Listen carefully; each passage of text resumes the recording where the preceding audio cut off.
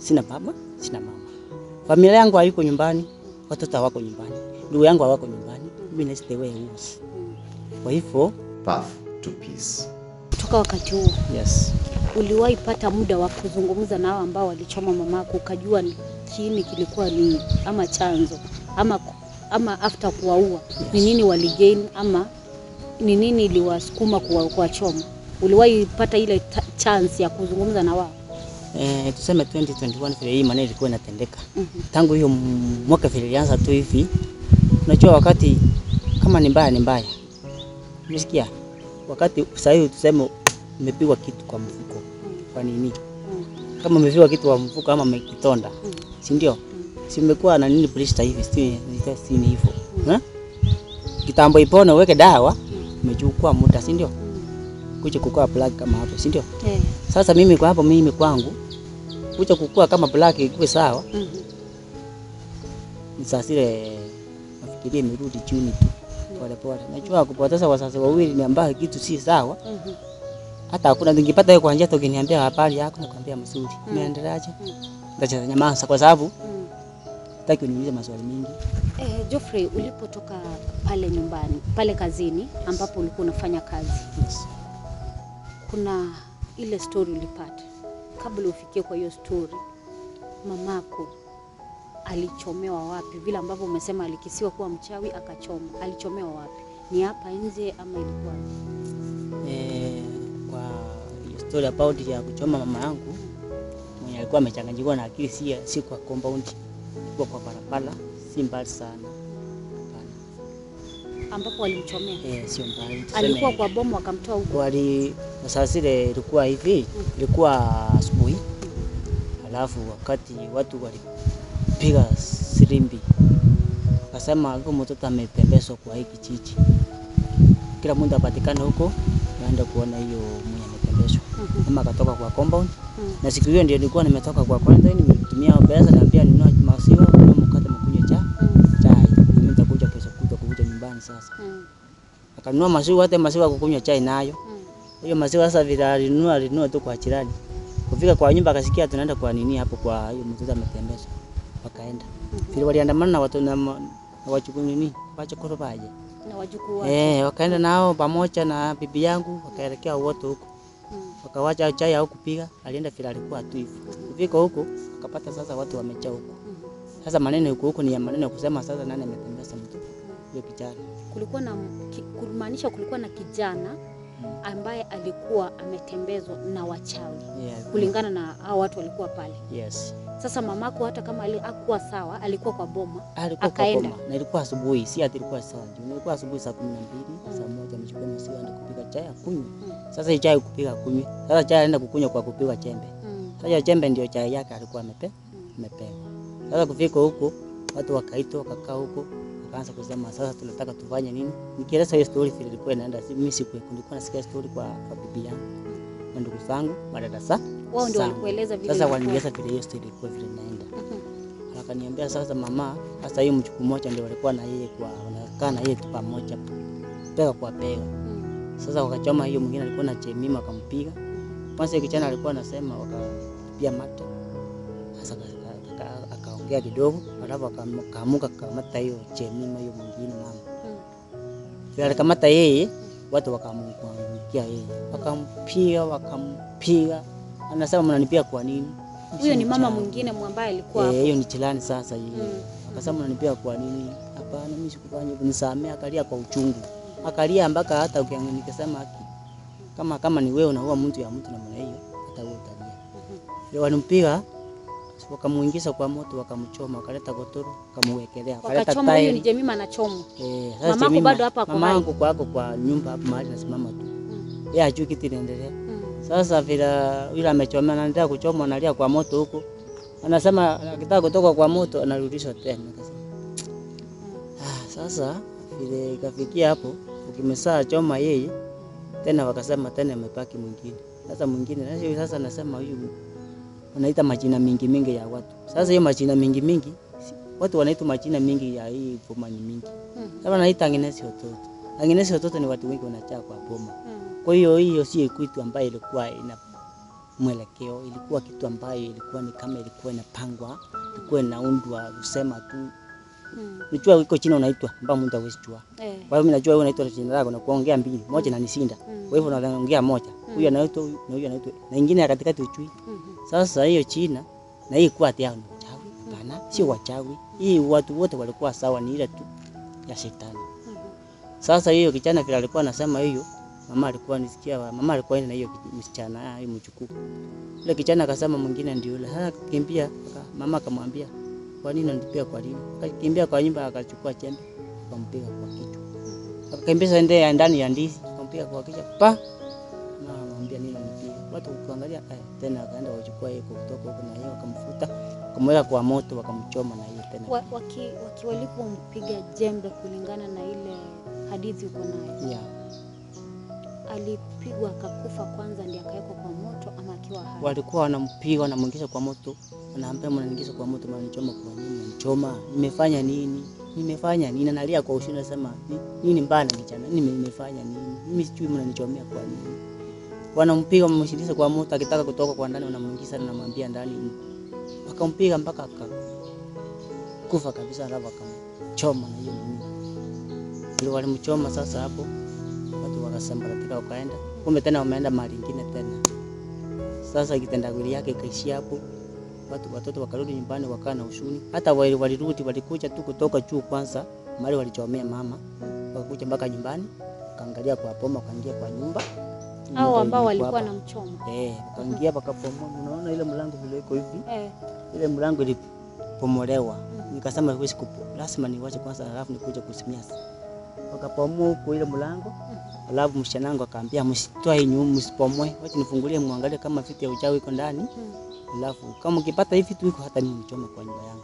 Tuchome kwa nyanya. Wakaangalia wakapata hakuna vitu. Wakaanza kusema tumefanya makosa. Tukujua hatukumfanyia hivi. Wakatoroka wakaenda. Wakasema tumefanya makosa mmoja. Hao watu wakaanza kujilaumu peke yao, wakasema tumefanya makosa tumeua. Wameua tayari. Ni watu ambao mnawafahamu. Si hao walitenda hiyo kitendo, sasa ndio wao tena wanasema tumefanya makosa tumeua hiyo mama. Sasa wameona kuna kitu kwa nyumba. Yes.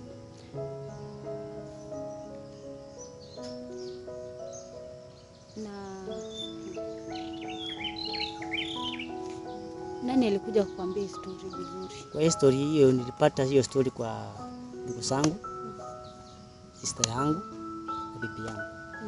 Na majirani na ngo yangu ambaye alinieleza hata yeye ambaye alifariki juzi. Alinieleza story vile ilikuwa yote, ilikuwa hata yeye akaniambia walifanya makosa wakaua. Tuseme sasa hiyo ni yangu. Huyu ni baba yangu. Huyu ni baba yangu sasa. Mwenye amekufa sasa mwenye alikufa juzi aliniambia waliua hii mama pole kabisa. Hii hapana, walifanya mbaya kabisa. Hata yao ndio alikuwa ananiambia mnaua mama amefanya ni kitu gani tena? Mwenda kwa simu ndio mnao mtu mwenda kwa simu. Hata nyinyi muone kitu mnafanya kweli. Mnao watu ambao ukiona mtu anakula maneno mengi na nywele kikaoa nyeupe, mnaona yeye ndiye mchawi. Hapana, si hivyo. Hata yeye alikuwa hata yeye akaokopa. Ukipatikana unaongea hivyo, unaambiwa unaongea nini? Kwa hivyo kila mtu anakuwa anachunga mdomo wake. Sasa vile serikali kaingilia ndani kila maneno kakaa sawa. Sasa kila mtu akaanza kuwa sasa na kuogofia maisha yake. Mungu anasema kumbe imekaa mbaya. Kama si serikali kaingilia ndani kwa hii maneno ingekaa sawa. Sasa ingekuwa hiki kijiji ama ingekuwa inatendeka vituko. Kwa hivyo hii ndio leta maneno mbaya kuja kawa. Polite kakuwa tu. Sasa ikuwa sasa tight kama samani. Kama hii serikali ingilia watu wakamata wakaweka ndani, hii kitu ingekuwa inaendelea tu. Ni kama ukiweka moto hapa inaendelea kusambaza. Sasa kwa hii kijiji sasa ingekuwa tu ni unasikia tu mara.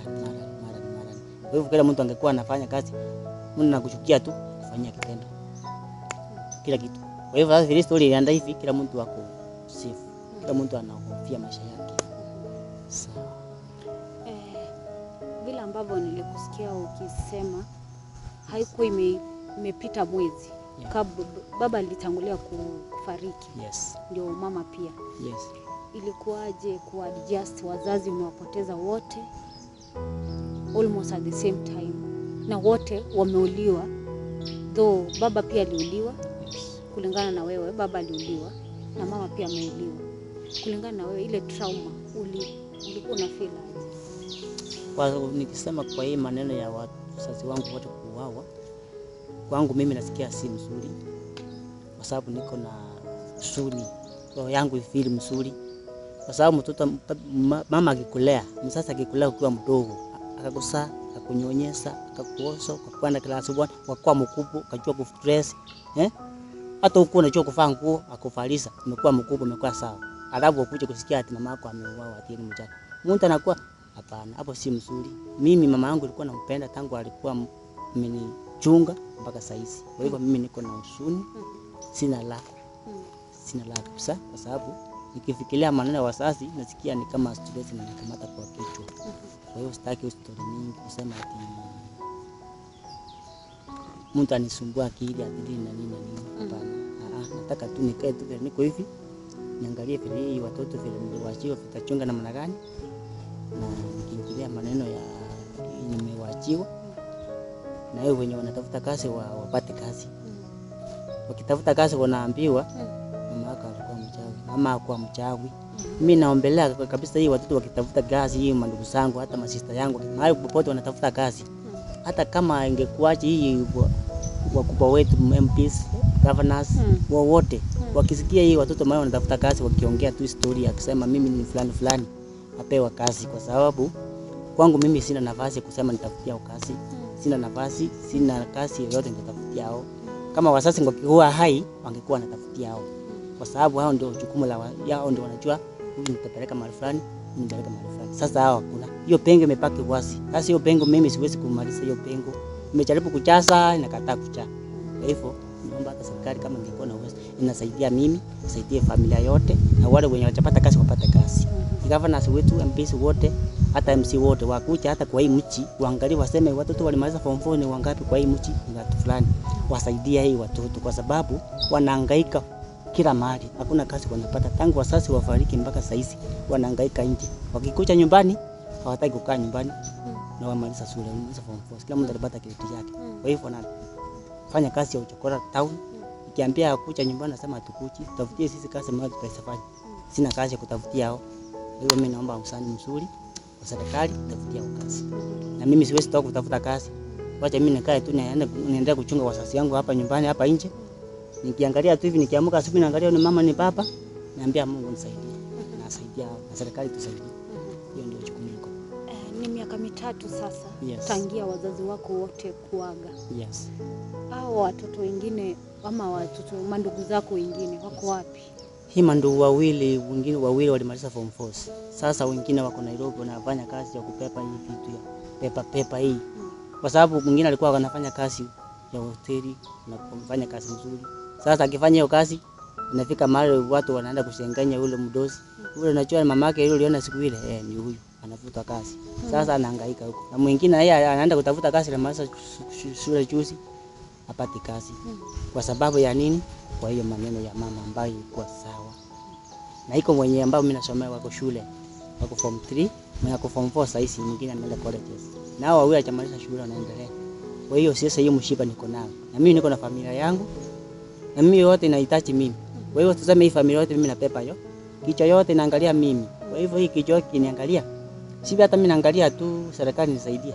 Hata Mungu akiangalia kutoka juu anasema saidia yule mchi. Ni ile tu wengine wanasema saidie mimi, na yule mchi ni maskini, wacha ukupe na maskini yako. Lakini aliyejua hawezi kuacha sisi. Ndio mimi nasema serikali kama ingekuwa na uwezo tusaidie kabisa. Na si atakuwa na uwezo, iko na uwezo. Yes. Bila ambavyo ulipoteza wazazi wako, kuna ile tunasema feeling kwa heart. Ambao una feel like ujapona. Hata kama tunasema hata kama mtu upendo wako amekufa, hautawahi pona. But kuna ile una adjust, una accept na unaanza ku move on. Do you feel like umeanza ku adjust na ku move on? Kwa kupande hiyo nitaweza kufeel na move on wakati nitaweza feel nikisikia tu hii familia, nikiona hii mandugu zangu wamepata mahali wanakaa, wanapata kazi, familia yangu watu wako sawa, hata mimi niko sawa. Hata sasa hii kitonda itaanza kupona. Sasa wasiposaidiwa wapate kazi mahali wanafanya, na hii watoto wasipoenda shule, hiyo kitendo inaendelea tena kufula. Kwa sababu itaendelea kufula kwa nini? Naweza kufikiria kama baba angekuwa na mama, si angenisaidia mimi mahali na mimi ningekuwa nimefanya kazi yangu mahali nilikuwa. Kwa hivyo hii kitendo itapona wakati hii watoto wamesaidiwa. Familia imesaidiwa, watoto wako shule wako sawa, na hii familia yote sasa hata mahali ilikuwa na mapengo ichae. Yes. Yes. Wale ambao walihusika na hichi kitendo cha kumchoma mamako, Yes. kwa kumsingizia kwa mchawi, Yes. walikuja pia wao kuomba msamaha hata kwa wakati mmoja, labda kuwaomba msamaha nyinyi kama watoto wao? Sasa tuseme kama hii maneno vilitendeka kwa hii watu wenye walifanya hivi tuko hii matendo yote hii. Hii maneno wakati unajua mwanzo wakati hii maneno inaanza kila mtu anasikia anafurahia, si ndio? Ikikonga ukuto ndio nasikia unasema tungelifanya, si ndio? Tungelifanya. Yeah, unasikiliza sawa. Sasa mwisho ndio unakuja kusema sasa tutaenda kumwomba msamaha, tutaanza namna gani? Na tungeenda samani kumwambia msamaha, sasa tutaanza namna gani? Lakini most of them wakati kesi ilikuwa inaendelea kuisha hivi na kuja tu inaendelea kuyoyoma, ndio sasa unapata hata mnakwambia haki yenyewe hata kujua vile litendeka haki, acha tuachie Mungu tu. Na mimi ukiniambia tunaachia Mungu, hata mimi naambia yeye wewe tuachie Mungu tu, kwa sababu Mungu si umetacha Mungu, siku ile ulitacha Shetani, sasa umetacha Mungu. Kwa hivyo Mungu na Shetani wanaenda pamoja, waende pamoja, si ndio? Sasa mimi ukiniambia wewe tuachie Mungu, mimi nakwambia hata mimi tuachie Mungu. Hata mimi najua sasa wewe umeona kama ingekuwa tu ni uwezo wako, kama ingekonga ukuta ungekuja kuomba msamaha. Sasa hivi nimekonga ukuta unakuja kusema tungejua. Kwa hivyo sasa ni kwa pande yangu mimi nasema msamaha tu wanakuja sio wote nakuja kuomba msamaha. Hawachakuja kuniomba msamaha tu, wanakuja tu dada yetu kuja sasa tunataka kwenda kwa kina Jofri. Mwambie sasa Jofri tulikuwa tunafanya makosa, tusamee. Mtu hawezi kuja kukuambia. Huwezi kuniambia Simba atatoka huko alafu aseme hii ni kondo iko hapa, alafu atachukua moja aende nayo. Kwa hivyo wewe ukitoka huko na mimi niko na hasira. Si hata mimi nitaingia kwa nyumba nikwambie kwani unakuja kufanya nini kwa boma yangu tena? Kwani unakuja kutafuta mimi tena? Papa ameenda na mama ameenda. Mmekuja kunitafuta. Hapa nikae tega uosi. That's the reason why I'm saying wacha tu nikae tega uosi. Mungu anajua. Lakini kwa upande tuseme kwa mimi kwangu mimi siwezi kuambia mtu nichukie. Hapana. Sio chukia mtu. Mungu ndiye anamchukia peke yake. Mimi siwezi kumchukia. Yeye akiona nichukie, lakini morality yao wengi hao wanataka tukae nao pamoja, tuongee nao pamoja. Lakini ila tu sitakataa kuongea nao. Ila tu unajua usipata mtu kwa pale na kuambia habari yako. Hakuwa nakusalimia tangu sama, si ndio? Lakini sana kuambia habari ya wewe mzuri. Unaona sasa? Unaona ameanza kukuja karibu. Siku nyingine anaingia karibu. Namwambia sasa hakuna shida. Na mimi nisikia nisifikirie tena mbali na mtu asinifikirie mbali ama mtu aniambie story nyingine. Mimi nikifikiria mama yangu nikirevenge backwards, nikisikia vile alikuwa analia kwa nini, hata mimi nasikia hata nini. Nataka mimi nikufe. Kwa sababu hiyo ni hasira mbaya. Si mzuri kuchukia mtu mchawi, yeye sio mchawi. Hapana. Hapo kwangu mimi kwa roho yangu nasikia ni mbaya kabisa, hata nikiongea tu hivi, nikiongea hata nasikia hata tu ile tu kuchifumilia tu mwanaume na chikaza kisabuni. Yes. Tangia mlipata sasa hii kitu ili happen, ama hii kesi ilivyo happen, mulipata justice finally. Yes. Do you feel at least you are at peace kidogo kuliko hapa awali, ama do you feel you are at peace vile justice ilitendeka pale wale wengine wakafungwa pale? Tukirudi hiyo upande ya kusema justice ilitendeka, sawa, ilitendeka ukweli, vile ilitendeka kila mtu akapata haki yake, kila mtu akaambiwa vile kesi ilikatwa. Tukirudi unachua kwa hii kesi vile iko, wanasemanga hivi, ng'ombe ingeingia kwa mtoni, hata ingeingia isipokunywa maji, si unaitoa? Naambia samadi kwa naambia ukibeleka kwa mtoni nimekunywa maji, hata kama ikunya ingise inaingia kwa mtoni na kuja tu na kamba imekunywa, haikukunywa, nikimbia kwa shule. Sasa hata kama ulikuwa unatenda hiyo kitendo na ulikuwa hapo na umetoka ndani, ni afadhali uende waambie Mungu nisamee dhambi zangu, hadi kanisa kuomba kabisa. Hata mwenye alikuwa amepaki ndani hata yeye aombe Mungu, aambie Mungu sikujua, nisamee dhambi zangu. Kwa hiyo maneno kusema ati just ilitendeka ukweli, watu walipaki kwenye walikaa ndani. Hata ingekaba ingekuwa uwezo kwangu mimi kama mimi ni Chovi, mimi naongea kwa binafsi yangu. Hii watu vile walikuwa tu tenda hiki kitendo walikuwa wote, si ndio? Walikuwa pamoja. Hata hii kitendo kama ingekuwa aje, hata kama ilikuwa inakatwa, hii watu wengine hata ingekatwa ati wanatoka, wangekaa hata kama ni wote nakaa wote ndani wote. Kama na kutoka wanatoka wote. Kwa sababu yani nasema hivyo, maji yakimwaga hayasoleki, si ndio? Akishaoleka na soleka yote. Utamwaga maji alafu uchote yote. Kwa hiyo ile maji ilikuwa inamwagika. Ikimwagika sina mwagika ndani ya mtoni. Sasa kutoa ndani huko unaponia nani? Sasa wale ndio walikuwa sasa wale wambake ndio wamekufa, wale ndio mama na baba, ndio wenye wametoka ndio wamefufuka, si ndio? Sasa wangekufa wote ndani huko ama watoke ndani huko wote, kwa sababu walitenda kitendo wote, walikuwa pamoja. Kwa hivyo kusema ati ndio wengine wamebaki, wengine wametoka, sawa, si mbaya, ndio just ilifanyika ukweli, sasa ilitendeka, lakini hiyo just ilitendeka ingesaidi hasa kwa hivyo wangefanyiwa kweli kama ni ndani wote, hauti nje wote, so that each and every body ajue ya kwamba kama hivi ni miaka ngapi, 20 40 kila mtu ajue mahali anakaanga, so that each and every one know that nitafanya hiki kitendo vibaya, siwezi kurudia siku nyingine. Sasa hivi wengine wako nje wanacheka wenye wako na wako nje wanacheka wenye wako ndani, si unaona? Sisi tulikuwa pamoja na wewe, tulikuwa tunepa na wewe, umekamatwa wewe, ndio mwizi, mimi sio mwizi, si ndio? Unachekea unasema wewe, kumbe huyu mwizi, kumbe mwizi anatoka ndani na wacha mwenye kwa mwizi, si unaona? Sasa hicho kitendo kifuatilia mzuri hivi, hiyo sawa, just ilitendeka, lakini hiyo kama ingekuwa wote wangepaki na watoke ndani wote, ndio just ingekuwa mzuri, ama wote wangepewa mafungo, kila mtu anapewa kifungo chake, so that each and every one know he was, but because of the church aliamua akakata hiyo kesi, aliona vile ilikuwa inaendelea, hapo tuweze kurudi nyuma tuseme hii kesi itaenda hivi, hapana. Yes, vile ambavyo uko hivi na vile ambavyo nyinyi mlishuhudia, ama wenzenu walishuhudia mama yenu akichomwa, mshaipata psychologist at least awapatie ile, awaongeleshe kidogo, so that you get to know, ama mjue vile ambavyo mtaishi na watu wengine? Mlishaifanywa counseling tuseme kwa nyumbani hapa, kusema mahali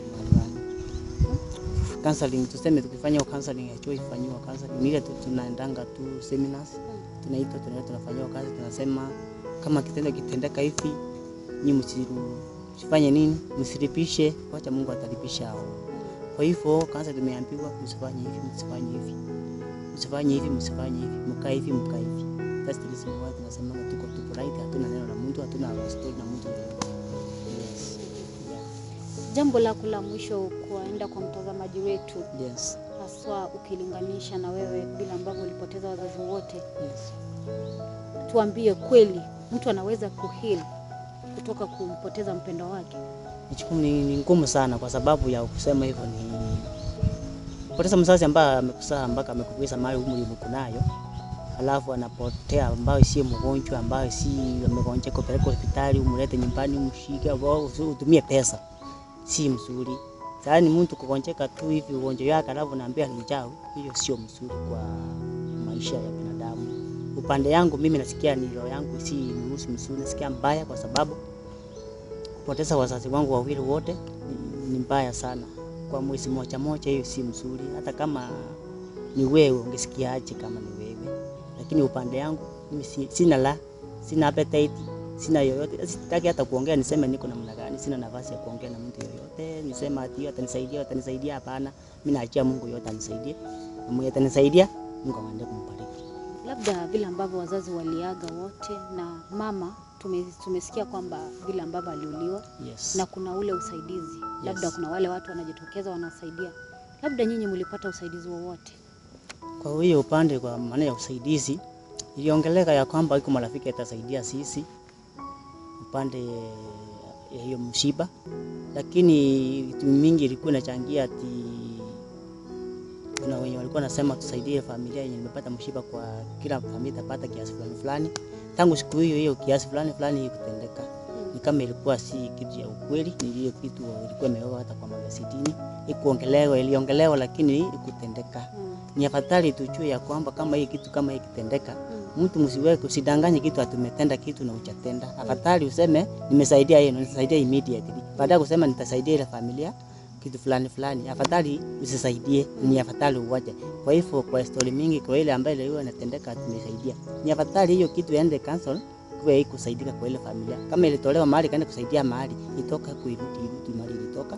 Kwa hivyo watu wengi wanasemanga tutasaidiwa na marafiki. Na hiyo marafiki hatukusaidiwa nayo.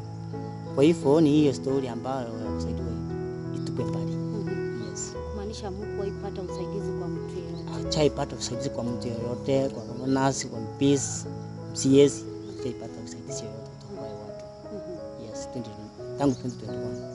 Yeah, thank you. Asante sana Geoffrey. Yes. Tumefurahia kwamba umeweza kutuambia story yako na yale ambayo unaendelea kupitia after kuwapoteza wazazi wako. Yes. Mwezi mmoja Yes. wote wakakufa. Yes. Tumesema asante kwa sababu ni wachache ambao wanajitokeza kuzungumza mambo kama haya. Yes. Tumeshukuru sana. Thank you. Asante. Kwa mtazamaji wetu, hiyo ndio umepata kusikia ama ni story yake Geoffrey baada ya kuwapoteza wazazi wake wote. Baada ya mwezi mmoja wote walikufa. Vile ambavyo mmemsikia, si rahisi kuishi ukiwa umempoteza mpendo wako. Ni uchungu na ni kidonda ambacho hakiwezi kupona. Lakini kwa kipindi chetu cha siku ya leo tunatumai kwamba popote unatutazama kutoka umepata ule wasia ama umepata encouragement kwamba unapompoteza mwenzako ama mpenda wako unaweza ukaheal. You can never heal completely, but you can adjust, uishi ukuwe na peace in your heart, or you have the peace in your heart. So usikose kusubscribe, kuwatch and share kwa page yetu hapo Path to Peace.